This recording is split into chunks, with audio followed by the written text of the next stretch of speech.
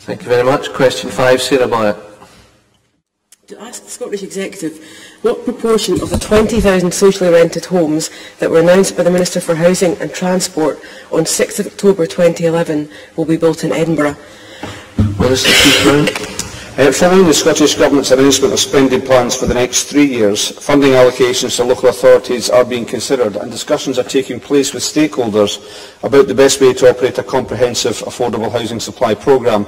When local authority allocations are known, the City of Edinburgh Council's Strategic Housing Investment Plan, which is due in February, will specify a planned number of homes by tenure over a 5-year period and will be used to plan the number of socially rented homes in the city. Sarah Boyack. Can I thank the Minister for his answer and say that there are almost 26,000 people on the Edinburgh Housing Register and that the City Council estimates that they need 1,600 new affordable houses every year over the next decade.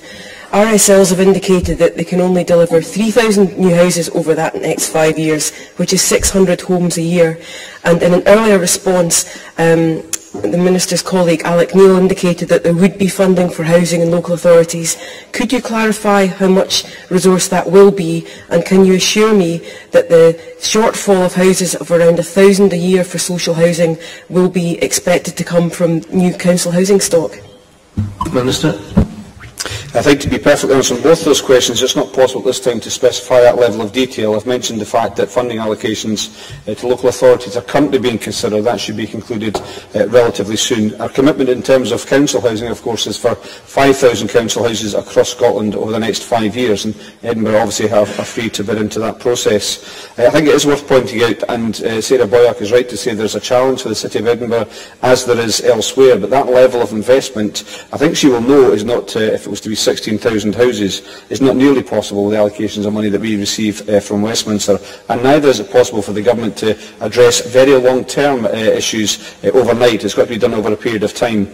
We are, however, investing, as the Cabinet Secretary made clear, around £600 million over the next 3 years, and in the course of this year, with the money that will be added into by other sources, we're talking about over £400 million being invested in housing across Scotland. So I think that shows we are very serious about trying to address some of these long-term issues.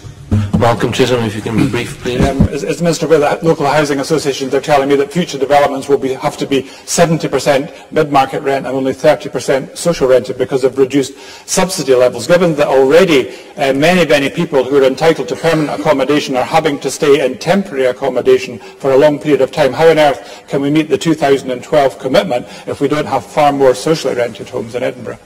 Minister. Well, of course, the bids which are made into the process for housing associations in the first instance and others to make, or it was for them to make bids into the Innovation Investment Fund. It's true to say that we have given the commitment that 2/3 of the 30,000 houses which we intend to build over the next 5-year period will be social housing. We've made that commitment, and I think that's a very strong commitment given the budget situation we're in. But obviously there will be further detailed discussions with City of Edinburgh Council. It has to produce, I've just said, its strategic housing investment plan, which is due in February, and that will specify the tenure over a 5-year period and the number of socially rented homes in the city, and perhaps I'll be able to give the member more clarity at that time once that's happened. Question 6.